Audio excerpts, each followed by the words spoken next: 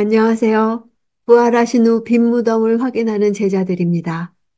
오늘 본문은 누가복음 24장 1절에서 12절입니다. 1절. 그 주의 첫날 이른 새벽에 여인들은 준비한 향품을 가지고 무덤으로 갔습니다.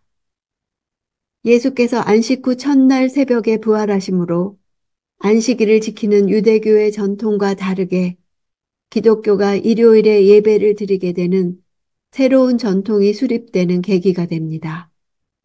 기독교는 유일무이한 부활의 종교입니다. 예수 부활 사건은 성경 예언이 모두 이루어진다는 결정적 증거이기도 합니다. 2절. 그런데 무덤 입구를 막은 돌덩이가 굴려져 있는 것을 발견했습니다. 굴려져 있다는 동사는 신적 수동태입니다. 이 일이 하나님에 의해 이루어졌음을 말하고 있습니다. 무덤의 돌이 하나님의 초자연적인 개입에 의해 옮겨졌다는 사실은 예수님의 부활 또한 하나님의 개입에 의해 발생된 초자연적인 사건이라는 점을 나타내는 것입니다. 3, 4절. 그래서 그들이 안으로 들어가 보니 주 예수의 시신이 없었습니다.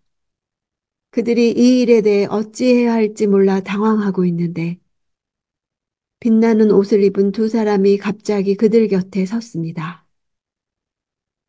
빛나는 옷을 입었다는 말은 천사들과 하늘에 사는 존재를 표현하는 상징적인 어법입니다. 누가가 두 사람이라고 한 것을 마태와 마가는 한 사람이라고 한 것은 두 천사 가운데 말을 한 천사만을 기록했기 때문입니다. 누가는 부활의 증인으로서의 천사를 염두에 두고 두 사람이라고 밝힌 것입니다. 각 복음서 기자는 동일한 사건을 두고 각자의 강조점에 따라 세부적인 내용을 다소 다르게 기록하고 있습니다. 이것은 동일 사건의 목격자라고 하더라도 그 사건을 강조하는 측면이 다른 것과 같습니다. 6절. 그분은 여기 계시지 않고 살아나셨다. 예수께서 갈릴리에서 너희와 함께 계실 때 하신 말씀을 기억해 보라. 살아나셨다는 일으킴을 받았다는 뜻으로 신적 수동태입니다. 예수께서 스스로 일어난 것이 아니라 하나님이 살리셨다는 사실을 말합니다. 갈릴리에서 하신 말씀은 누가복음 9장 22절에서 인자가 많은 고난을 받고 장로들과 대제사장들과 서기관들에게 버림받아 죽임을 당하고 제3일에 살아나야 하리라는 예수의 죽음과 부활 관련 예언 말씀이었습니다. 이것은 예수의 고난과 죽음과 부활이 우연한 사건이 아니라 이미 예언되어 있었던 사실, 예언의 완벽한 성취라는 것을 말합니다. 7절. 인자가 마땅히 죄인의 손에 넘겨져 십자가에 못 박히고 3일째 되는 날에 다시 살아나야 한다 라고 하시지 않았느냐? 넘겨져, 못 박히고, 다시 살아나야 이 동사들은 모두 해야만 한다는 뜻입니다. 예수님의 체포와 십자가 처형과 부활이 모두 하나님이 확정하신 계획에 따라 일어난 사건들이었음을 보여줍니다.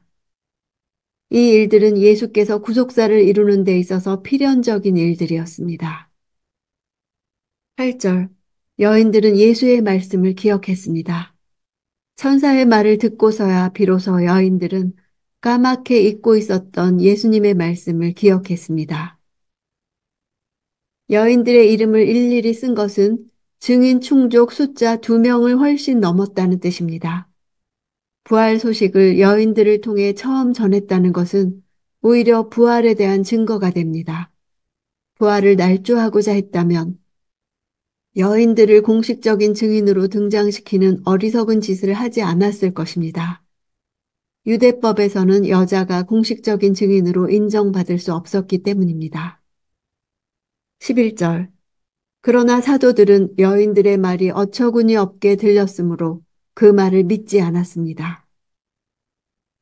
어처구니 없게, 허탄하게 란 뜻은 과대망상증을 나타내는 의학 용어입니다. 믿어주지 않을 뿐 아니라 정신적으로 문제가 있다고 생각한다는 것입니다. 12절. 하지만 베드로는 일어나 무덤으로 달려갔습니다. 몸을 굽혀 안을 들여다보니 고운 삼배천만 놓여 있었습니다. 그는 이상하게 생각하며 돌아갔습니다. 부활에 대해 믿기까지는 단계가 있습니다. 처음에는 믿을 수 없는 이야기라고 생각합니다. 다음에 베드로처럼 사실을 점검해 보지만 여전히 혼란스럽고 믿기 어려워합니다. 예수님을 개인적으로 만나고서야 부활의 사실을 받아들일 수 있습니다. 그러고 나서 비로소 예수님께 자신을 헌신할 수 있습니다. 사람들에게 복음을 증거할 때 그들이 스스로 생각해 볼 시간이 필요한 것입니다. 여인들이 일어나 행동하게 된 것은 말씀을 기억한 때문입니다. 말씀을 기억한 사람은 삶에서 많은 것을 이해하고 연결하고 의미를 해석할 수 있습니다. 믿음의 확신은 말씀을 기억하는 데서 옵니다.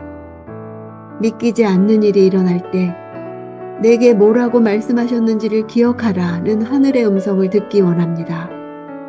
그렇게 말해주는 사람들과 함께 있다면 복된 것입니다. 예수님과 동행한다고 하면서도 우리는 예수님을 실제로 느끼지 못할 때가 많습니다. 살아계신 분을 죽은 것처럼 인식합니다. 그러나 말씀을 기억할 때 예수님의 현존을 느낄 수 있습니다. 기억은 믿음과 선포로 이어지는 연쇄 반응을 일으킵니다. 말씀을 기억하고 믿음을 가지고 말씀을 선포하는 자로 살기 원합니다.